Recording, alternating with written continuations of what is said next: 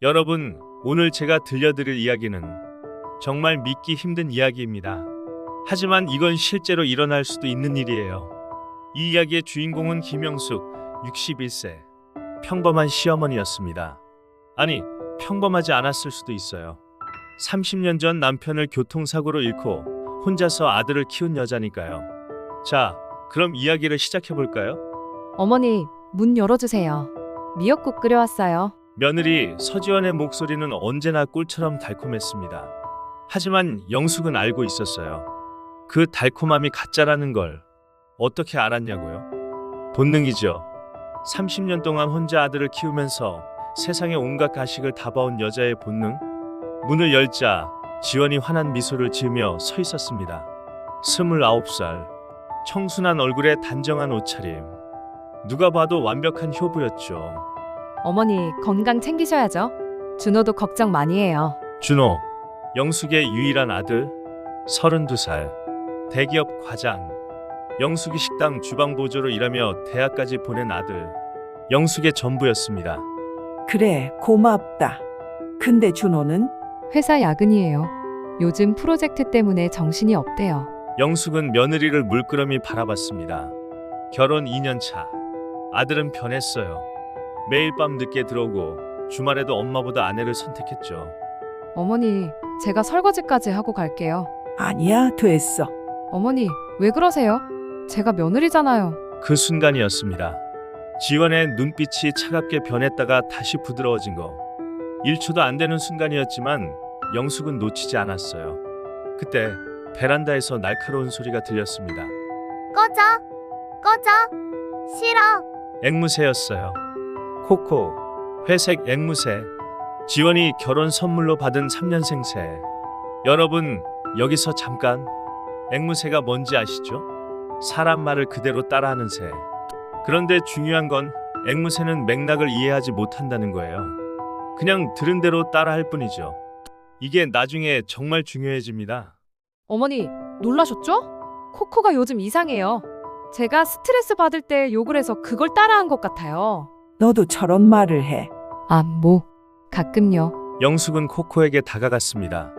앵무새는 고개를 갸웃거리며 영숙을 바라봤어요. 코코야, 이리 와봐. 싫어! 무서워! 싫어! 이 새는 누가 무섭다는 거야? 지원이 황급히 새 장을 천으로 덮었습니다.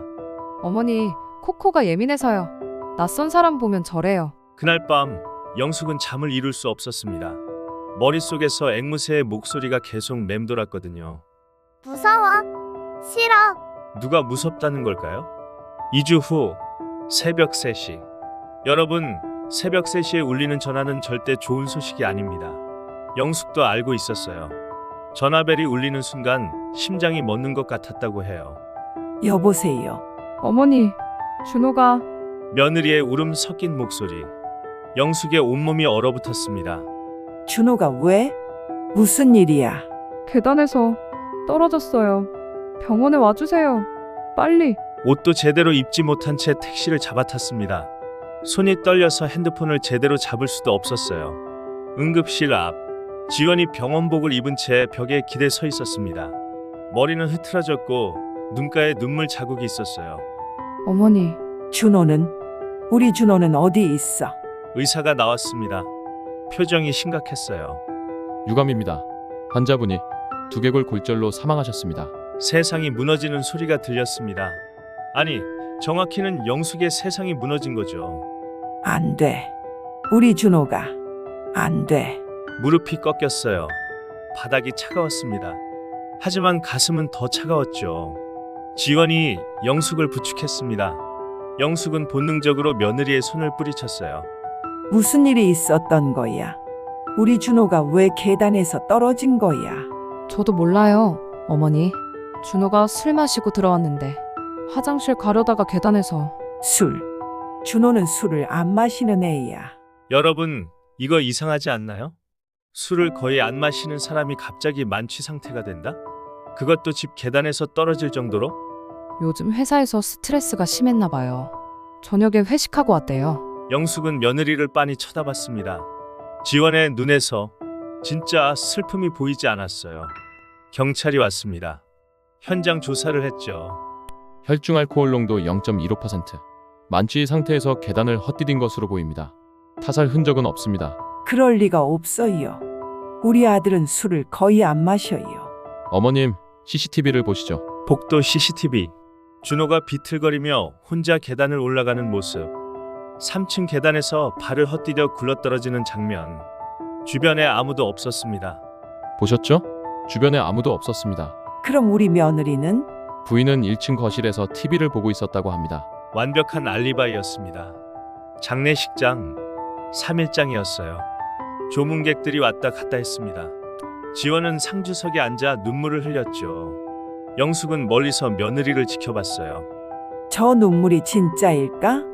영숙이 다가가 지원의 손목을 잡았습니다. 손목에 긴 긁힌 자국이 있었어요. 이 상처는 뭐야? 지원이 깜짝 놀라며 손을 빼냈어요. 아, 이거요? 코코가 핥히어서요. 제가 세장 청소하다가. 그 순간이었습니다. 조문객의 가방에서 새소리가 들렸어요. 누군가 코코를 장례식장에 데려온 거죠. 도와줘. 살려줘. 엄마. 여러분, 상상이 되시나요? 장례식장에서 갑자기 죽은 사람의 목소리가 들린다면 사람들이 웅성거렸습니다. 저 새가 뭐라고 한 거야? 살려줘라고 한 것 같은데? 목소리가 고인 목소리 같은데? 지원의 얼굴이 하얗게 질렸습니다. 그 표정, 영숙은 절대 잊을 수 없다고 해요. 공포와 당황이 뒤섞인 표정이었죠. 장례를 치른 지 3일 후, 영숙은 우편함에서 서류 하나를 발견했습니다. 보험회사에서 온 거였어요. 생명보험 청구서, 준호 명예, 보험금 5억 원. 여러분, 5억이에요. 5억. 수익자는 배우자 서지원. 영숙의 손이 떨렸습니다. 즉시 보험회사에 전화했죠. 이 보험은 언제 가입한 건가요? 확인해보니 3개월 전이네요. 보험금도 기존 1억에서 5억으로 증액했습니다. 누가 증액했죠? 가입자는 박준호 씨지만 실제 상담과 서류 작성은 배우자분이 하신 것으로 기록되어 있습니다. 여러분, 이거 우연일까요? 죽기 3개월 전에 보험금을 5배로 늘렸다. 그것도 며느리가 서류를 작성했다. 영숙은 경찰서로 달려갔습니다. 다시 수사해 주세요. 우리 아들이 살해당한 겁니다. 하지만 형사는 피곤한 표정으로 고개를 저었어요. 어머님, 증거가 있으세요? CCTV에도 범행 장면이 없고 부검 결과도 알코올 중독으로 인한 사고사입니다. 그럼 보험금은요? 죽기 직전에 보험금을 늘린 게 우연이겠어요. 보험금 증액은 범죄 증거가 아닙니다. 많은 가정에서 하는 일입니다. 법의 벽이었습니다. 영숙은 절망했어요. 그날 밤 영숙은 아들의 집 앞에 서 있었습니다. 불이 켜져 있었어요. 초인종을 눌렀습니다. 지원이 문을 열었어요. 어머니? 이 시간에. 들어가도 되겠니? 거실은 이미 정리되어 있었습니다. 준호의 사진들은 모두 치워졌고 짐이 박스에 담겨 있었어요. 남편이 죽은 지 일주일밖에 안 됐는데요. 어디 가는 거야? 어머니, 여기 있으면 너무 슬퍼서요. 새 출발하려고요. 새 출발? 남편이 죽은 지 일주일밖에 안 됐는데 지원의 표정이 차갑게 변했습니다. 이제 연기를 그만둔 거죠. 어머니, 제가 평생 여기서 슬퍼하며 살아야 하나요? 저도 제 인생이 있어요. 보험금 받으면 바로 떠날 거지? 어머니, 무슨 말씀을 하시는 거예요? 넌 우리 준호를 죽였어. 나는 알아. 지원이 비웃었습니다. 그 웃음소리를 영숙은 평생 기억한다고 해요. 증거라도 있으세요? 경찰도 사고사라고 했잖아요. 어머니가 저를 아무리 미워하셔도 법은 제 편이에요. 완벽했습니다. 너무 완벽했어요. 며느리는 법적으로 한치의 빈틈도 없었죠. 그리고 어머니, 더 이상 저를 괴롭히시면 스토킹으로 고소할 거예요. 영숙은 코코의 세 장을 받습니다. 이 새는 어떻게 할 거야? 버릴 거예요. 이제 필요 없어요. 내가 데려가도 되겠니? 마음대로 하세요. 어차피 쓸모없는 것. 쓸모없는 것. 지원은 몰랐습니다. 그 쓸모없는 것이 자신의 범죄를 폭로할 거라는 걸. 영숙은 코코를 집에 데려왔습니다. 세 장을 거실에 놓고 조심스럽게 문을 열었어요. 코코야, 이제 우리 둘이야. 코코는 고개를 갸웃거리더니 영숙의 손가락에 부리를 비볐습니다. 착했어요. 그날 밤부터 코코는 이상한 말들을 하기 시작했습니다. 새벽 2시. 약 먹어. 자기야. 영숙은 잠에서 깼어요. 목소리는 지원의 것이었습니다. 영숙은 핸드폰을 꺼내 녹음하기 시작했습니다. 코코는 계속 말했어요. 어지러워. 지원아. 왜 이래? 준호의 목소리였습니다. 괜찮아. 좀만 쉬면. 여러분, 이게 뭔지 아시겠어요? 이건 그날 밤의 대화였습니다. 코코가 목격한 살인의 전 과정이었죠. 마지막으로 코코가 말했습니다. 엄마. 살려줘. 준호의 마지막 말. 영숙은 온몸에 소름이 돋았어요. 떨리는 손으로 경찰서에 전화했죠. 여보세요. 새로운 증거를 찾았습니다. 하지만 경찰의 반응은 차가웠습니다. 어머님, 앵무새 말이 증거가 될 순 없습니다. 법정에서 인정되지 않아요. 법의 벽. 또 다시 법의 벽이었습니다. 야, 지원이가 준호에게 약을 먹인 거야. 영숙은 며느리의 집 쓰레기 수거함을 뒤지기로 했어요. 새벽 4시. 61세의 할머니가 남의 집 쓰레기통을 뒤지고 있었습니다. CCTV가 없는 뒷골목에서요. 검은 비닐봉지를 하나씩 열었어요. 음식물 쓰레기, 화장품통, 택배 박스. 그리고 발견했습니다. 수면제 처방전. 이름 서지원. 처방약 졸피뎀. 처방 날짜 준호 사망 일주일 전. 영숙은 처방전을 주머니에 넣었습니다. 하지만 이것만으로는 부족했어요. 준호의 혈액 검사를 다시 할 수 있다면. 하지만 준호는 이미 화장되었습니다. 증거는 사라졌어요. 3일 후 영숙에게 법원 우편물이 도착했습니다. 접근금지 가처분 신청서. 신청인 서지원. 피신청인 김영숙. 내용 시어머니의 지속적인 괴롭힘과 스토킹 행위로 인한 정신적 피해. 100m 이내 접근금지 요청. 여러분, 며느리가 먼저 공격한 겁니다. 법을 이용해서요. 더 충격적인 소식이 있었어요. 지원이 아들의 집을 부동산에 내놓은 거예요.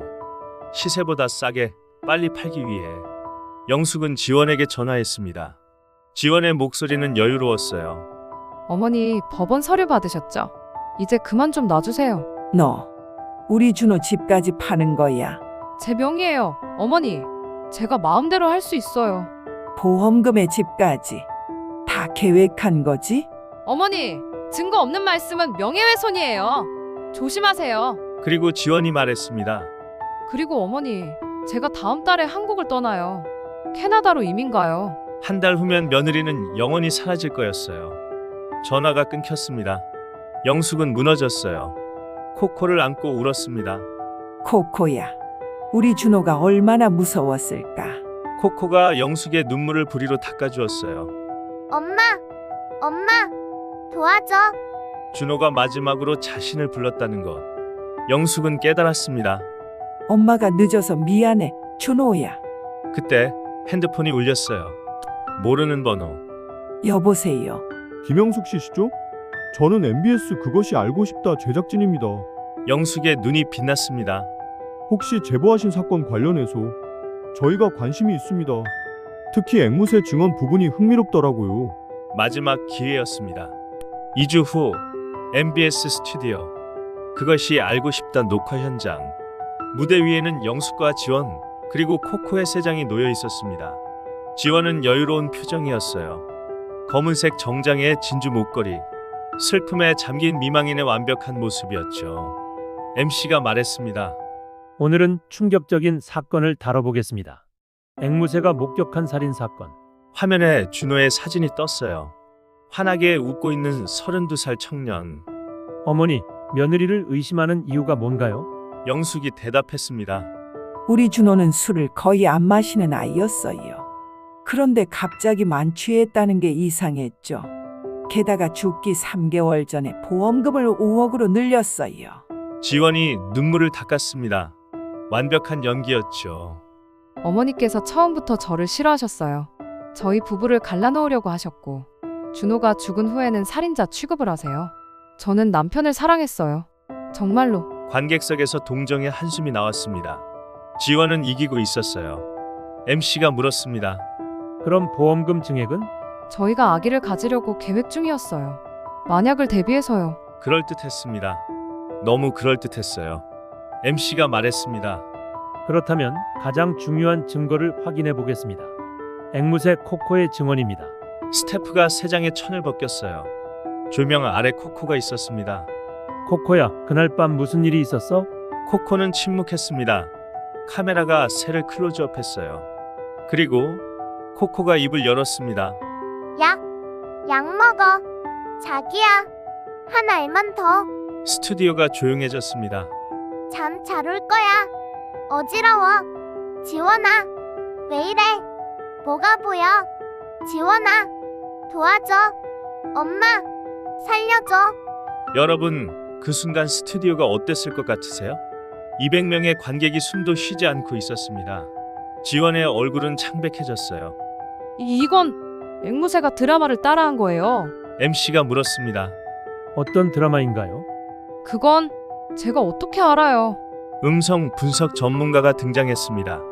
앵무새의 발화 패턴을 분석했습니다. 이 대화는 실제 상황을 모방한 것이 맞습니다. 화면에 분석 그래프가 떴어요. 시간순으로 배열하면 명확한 스토리가 나옵니다. 약을 권유, 어지러움, 낙상, 도움 요청, 사고의 전 과정입니다. 지원은 의자를 박차고 일어났습니다. 이건 조작이에요. 하지만 카메라는 지원의 떨리는 손을 놓치지 않았습니다. 방송이 나갔습니다. 온라인이 폭발했어요. 포털 사이트 실시간 검색어 1위, 앵무새 살인사건, 재수사 청원, 10만 돌파, 20만 돌파, 50만 돌파. 여론의 압박에 경찰은 재수사에 착수했습니다. 베테랑 형사 최민호가 팀장이 되었어요. 영장을 들고 지원의 집으로 향했지만 집은 텅 비어 있었습니다. 젠장 도주했어. 하지만 노트북과 휴대폰은 압수했죠. 디지털 포렌식 팀이 삭제된 파일들을 복구하기 시작했습니다. 그리고 3일 후 팀장님, 이거 보셔야 합니다. 컴퓨터 화면에 복구된 카카오톡 대화가 떴어요. 지원과 오빠의 대화였습니다. 대화 내용은 충격적이었어요. 수면제 구입 얘기, 보험금을 반반 나누자는 얘기, D-3 같은 범행 카운트다운. 모든 게 계획적이었습니다. 이건 완전한 계획살인이야. 팀장님, 더 있습니다. 노트북에서 발견된 문서. 제목은 완벽한 계획, 닥스. 파일을 열자 최민호는 소름이 돋았습니다. 단계별로 정리된 살인 계획서였어요. 1단계 결혼, 단계 신뢰 쌓기, 3단계 보험금 증액, 4단계 실행, 심지어 5단계에는 시어머니 제거 계획까지 적혀 있었습니다. 이 여자? 완전한 사이코패스야? 팀장님, 오빠의 신원을 확인했습니다. 화면에 남자 사진이 떴어요. 이강민, 32세. 준호 씨의 대학 동기이자 정신과 의사입니다. 친구였다고? 그래서 수면제를 쉽게 구할 수 있었구나. 전국에 수배령이 내려졌습니다. 며칠 뒤 영숙은 경찰이 넘겨준 노트북 복사본을 다시 확인했습니다. 검색 기록을 뒤지다가 1993년 12월 3일 교통사고, 김철수 사망사건. 김철수, 영숙의 남편 이름이 있었습니다. 애가 왜 30년 전 사건을 조사했을까? 더 깊이 파고들자 또 다른 문서가 나왔어요. 2단계 프로젝트 시어머니. 내용은 간단했습니다. 아들 다음은 시어머니. 같은 방법으로 상속 재산 7억 원. 영숙은 온몸이 얼어붙었습니다. 애가 나까지 죽이려고 했어. 즉시 최민호 형사에게 연락했습니다. 형사님, 새로운 증거를 찾았습니다. 3일 후 인천국제공항 출국장. 지원과 이강민이 캐나다행 비행기를 타려고 줄을 서 있었습니다. 선글라스와 모자로 얼굴을 가린 채였죠. 곧 끝나? 조금만 참아. 출국 심사대에 여권을 내밀었어요. 잠시만요. 출국 심사관의 표정이 굳어졌습니다. 컴퓨터를 확인하더니 옆 직원에게 신호를 보냈어요. 그 순간 사복 경찰들이 사방에서 나타났습니다. 서지원, 이강민, 살인 및 살인교사 혐의로 긴급 체포합니다. 묵비권을 행사할 수 있으며. 지원의 얼굴이 하얗게 질렸습니다. 아니에요. 저는 아무것도 안 했어요. 수갑이 채워졌어요. 공항은 순식간에 기자들로 가득 찼습니다. 플래시가 터졌죠. 서지원 씨, 정말 남편을 죽였습니까? 계획적 살인이 맞습니까? 지원은 고개를 숙였습니다. 더 이상 완벽한 미소를 지을 수 없었죠. 경찰서 조사실. 최민호 형사가 책상을 쾅 쳤습니다. 증거가 다 나왔어요. 당신들이 주고받은 카카오톡, 노트북의 살인 계획서, 수면제 처방 기록 다 있어요. 지원은 입술을 깨물었습니다. 변호사 오기 전엔 아무 말도 안 할 거예요. 옆 조사실에서는 이강민이 완전히 무너지고 있었습니다. 저는 몰랐어요. 지원이가 정말 죽일 줄은. 수면제를 제공한 건 당신이잖아요. 그냥 잠 못 잔다고 해서. 그럼 왜 도망쳤어요? 무죄라면 왜? 이강민은 무너졌습니다. 그리고 자백하기 시작했어요. 제가 다 말하겠습니다. 진술은 간단했습니다. 2년 전 준호 결혼식에서 지원을 만났고 불륜 관계가 되었다. 6개월 전 지원이 준호가 없어지면 모든 게 해결된다고 말했다. 수면제를 처방해줬다. 그날 밤 전화가 왔다. 다 끝났어. 검찰은 두 사람을 살인죄와 살인교사죄로 기소했습니다. 재판이 시작되었습니다. 법정 방청석은 사람들로 가득했어요. 검사가 일어났습니다. 재판장님, 이 사건은 극도로 계획적이고 잔혹한 살인입니다. 피고인은 결혼 전부터 피해자를 표적으로 삼았습니다. 화면에 증거들이 떴어요. 카카오톡, 살인 계획서, 수면제 처방 전. 피고인은 남편을 사랑한 적이 없습니다. 오직 돈이 목적이었습니다. 더욱 충격적인 건 시어머니까지 살해할 계획이었다는 점입니다. 방청석이 웅성거렸습니다. 피고인은 반성하지 않습니다. 체포 당시에도 걸릴 줄 몰랐다고 말했습니다. 이는 범행을 후회하는 게 아니라 실패를 후회하는 겁니다. 지원의 변호사가 일어났습니다. 피고인은 시어머니의 과도한 간섭으로 심신미약 상태였습니다. 심신미약? 검사가 끼어들었습니다. 2년 동안 치밀하게 계획한 사람이 심신미약이라고요? 보험금을 5억으로 올리고 CCTV 사각지대를 파악하고 수면제를 구하고 도주 계획까지 세운 사람이요? 증인 신문이 시작되었습니다. 영숙이 증인석에 섰어요. 증인, 며느리와의 관계가 어땠습니까? 저는 처음부터 이상하다고 느꼈습니다. 너무 완벽했거든요. 사람이 저렇게 완벽할 수는 없어요. 뭔가 숨기고 있다고 생각했습니다. 구체적으로 어떤 점이 이상했습니까? 눈빛이요. 웃을 때 눈이 웃지 않았어요. 그리고 우리 준호가 죽었을 때 눈물을 흘렸지만 진짜 슬픔은 없었어요. 지원이 벌떡 일어났습니다. 거짓말이에요. 저는 준호를 사랑했어요. 재판장이 망치를 쳤습니다. 피고인, 앉으십시오. 다음 증인은 음성 분석 전문가였습니다. 앵무새 코코의 발화를 분석한 결과 이는 실제 대화를 모방한 것이 확실합니다. 시간 순서대로 배열하면 범행의 전 과정이 재구성됩니다. 법정에 코코의 녹음이 흘러나왔습니다. 약 먹어. 자기야. 한 알만 더. 어지러워. 왜 이래? 내가 도와줄게. 일어나봐. 으악. 넘어져. 지원아. 살려줘. 엄마. 방청석에서 흐느끼는 소리가 들렸습니다. 여러분도 느끼시겠지만 이건 단순한 녹음이 아니었어요. 한 남자의 마지막 순간이었습니다. 재판은 3개월 동안 계속되었습니다. 2주 후 판결 선고일. 재판장이 망치를 들었습니다. 피고인 서지원은 계획적이고 잔혹하게 남편을 살해했으며 시어머니까지 살해하려 했습니다. 범행 후에도 반성의 기미가 전혀 보이지 않습니다. 이에 법원은 피고인 서지원에게 징역 30년을 선고합니다. 피고인 이강민은 살인을 방조하고 도주를 도왔습니다. 이에 징역 15년을 선고합니다. 방청석에서 박수가 터졌습니다. 지원은 영숙을 돌아보며 차갑게 미소 지었어요. 결국 이긴 건 어머니시네요. 영숙은 대답하지 않았습니다. 이기고 진 게 중요한 게 아니었어요. 아들은 돌아오지 않았으니까요. 1년 후 봄, 영숙은 작은 사무실에 앉아 있었습니다. 문 앞간판에는 이렇게 쓰여 있었어요. 억울한 죽음을 막는 모임, 대표 김영숙. 책상 위에는 준호의 사진이 놓여 있었습니다. 환하게 웃고 있는 아들의 모습. 그 옆에 코코가 앉아 있었어요. 힘내요. 함께해요. 정의. 코코는 이제 새로운 말들을 배웠습니다. 긍정적인 말들이요. 영숙은 창밖을 봤어요. 벽에는 신문 기사들이 붙어 있었습니다. 의문사 제조사 특별법, 일명 준호법 통과를 알리는 기사. 그 아래에는 영숙이 진실을 밝혀낸 사건들의 유족들이 보내온 감사 편지들이 가득했어요. 영숙은 창밖을 봤어요. 영숙은 그 편지들을 보며 미소 지었습니다. 그날 저녁, 영숙은 준호의 산소를 찾았습니다. 손에는 소주와 준호가 좋아하던 오징어가 들려 있었어요. 준호야, 엄마 왔다. 무덤 앞에 앉아 소주를 따랐습니다. 준호 목 한 잔, 자기 목 한 잔. 오늘도 억울한 사람 한 명 도왔어.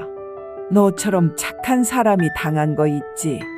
꼭 밝혀줄 거야. 영숙은 하늘을 올려다봤어요. 석양이 아름다웠습니다. 붉은 노을이 하늘을 물들이고 있었죠. 영숙은 웃으며 걸어갔습니다. 석양이 그녀의 뒷모습을 따뜻하게 비추고 있었어요. 긴 그림자가 길게 늘어졌습니다. 하지만 그 그림자는 외롭지 않았어요. 코코가 함께 있었으니까요. 그리고 준호도 함께 있었으니까요.